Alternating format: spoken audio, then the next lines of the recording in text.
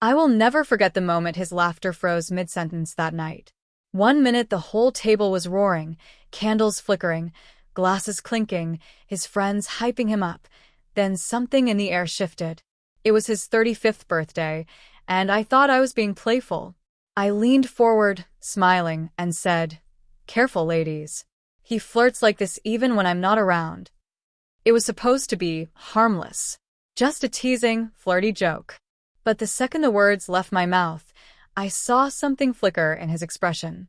Confusion first, then something colder. The room didn't actually go quiet, but it felt like the laughter drifted far away, completely out of reach. Ethan smiled, but it wasn't the smile I knew. It was stiff, polite, the kind you wear when you're refusing to make a scene. He lifted his glass, thanked everyone for coming, and when his eyes found mine again, the warmth was gone. We drove home, without a sound. City lights slid across his face, drawing shadows where joy used to live. I tried to fill the silence with nervous chatter, how funny Ben's toast was, how good the tiramisu tasted, but he only nodded, lips tight, eyes focused on the road. When we finally got home, he carried the leftover cake in, set it on the counter, and said, "You embarrass me." Just that. Flat, calm, emotionless. I laughed lightly, trying to soften his mood.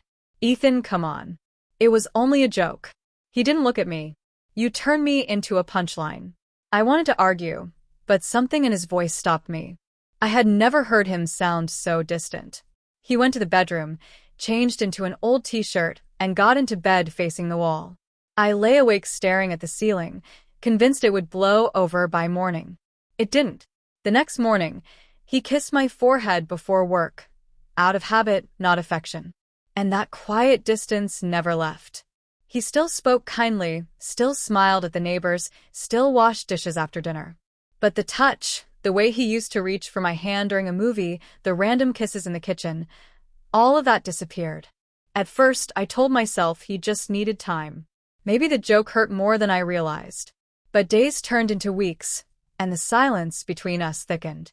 Every attempt I made, a soft touch, a playful comment, even a whispered, "I miss you," he answered with a polite nod before walking away. I started analyzing everything. His voice, his routines, the fact that his phone never seemed to be left out anymore. I wondered if there was someone else. But deep down, I knew. This wasn't another woman. This was about that moment, one careless joke that made him see me differently. He spent more evenings at the gym, came home later, took long drives after work. I'd hear the shower running when he returned, water covering the silence that filled our home. And at night, the distance between us in bed felt like an ocean. I tried apologizing again, whispering, "Ethan, I didn't mean it like that." He turned toward me, eyes heavy with something I couldn't name. "It's not the joke," he said quietly. "It's what it revealed." Those words haunted me. What did it reveal? That I could make fun of him in front of people. That I could treat his love like entertainment. I wanted to say it was just nerves, too much wine, an attempt to make everyone laugh. But none of those excuses erased the image burned into his memory. A month passed before I realized we hadn't touched at all. Not once. No hugs, no hand on my back, nothing. I lived in a house that looked the same, but it didn't feel like ours anymore. And then one night, while he sat on the couch reading, I asked, "Do you still love me?"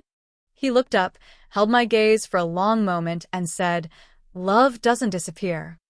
But respect, that's harder to rebuild." That was the first time I cried in front of him in weeks, and the last time he ever reached out, not to hold me, but to hand me a box of tissues. After that night, something inside me cracked quietly, like glass beneath carpet. You don't hear it shatter until much later.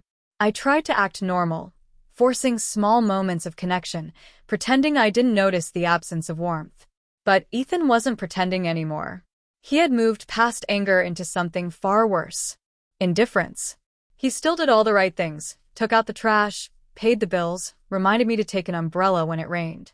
But the way he did it felt mechanical, like he was checking off the duties of a life he no longer felt part of. Every smile felt rehearsed, every conversation polite but empty. And the silence that followed wasn't awkward. It was final. I started cooking his favorite meals again, hoping I could stir some tenderness back to life. He'd thank me, eat in silence, then wash his plate afterward. Once, I placed my hand over his during dinner, praying he would look at me the way he used to, soft, curious, in love. Instead, he moved his hand away gently and kept eating.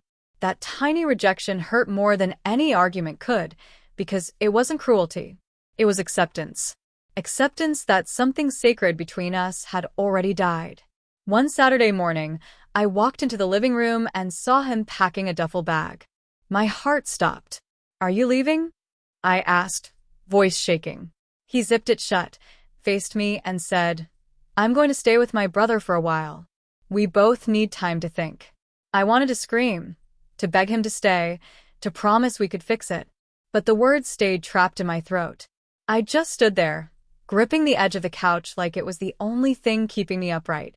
Before he walked out, he looked at me and said, "You made a joke. And I realized that to you, I'm someone to tease in front of people. To me, you were home. Now I can't unsee the difference." The door closed softly, but it echoed through every corner of that apartment. Days became weeks. His belongings stayed where he left them. The chipped coffee mug, his cologne on the dresser. I'd sit on the bed holding his sweatshirt, breathing in the faint scent of cedar and soap, wondering how one moment could change the entire direction of a marriage. I replayed that birthday dinner 1,000 times. The laughter, the flicker in his eyes, the sting of my careless words. I remembered leaning into the spotlight, chasing a laugh instead of his comfort. It wasn't just the joke. It was what it exposed about me, about the carelessness that had crept into our love. He returned 3 months later, not to reconcile, but to collect the rest of his things. He was calm, composed, painfully kind. We spoke like old friends who once shared something sacred, but couldn't remember how it felt. When he lifted the last box, I finally asked, "Is this really it?" He paused at the doorway, looked at me with eyes that still knew me better than anyone, and said, "I don't hate you, but I can't love you the same way anymore.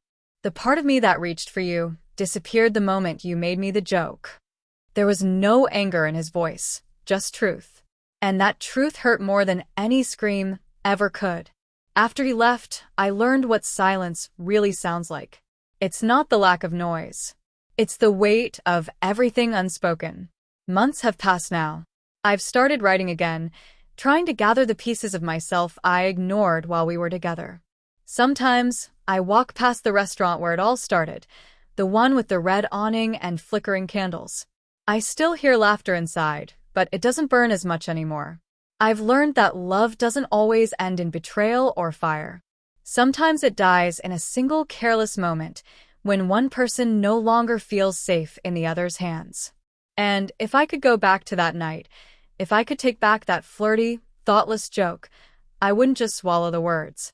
I'd reach for his hand under the table, look into his eyes, and remind him no amount of laughter from strangers could ever matter more than the quiet comfort of being his. But time doesn't offer do-overs. It only offers clarity.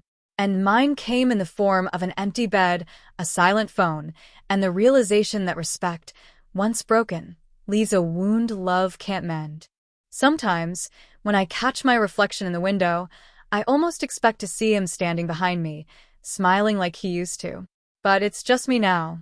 The woman who learned too late that words can land harder than hands ever will.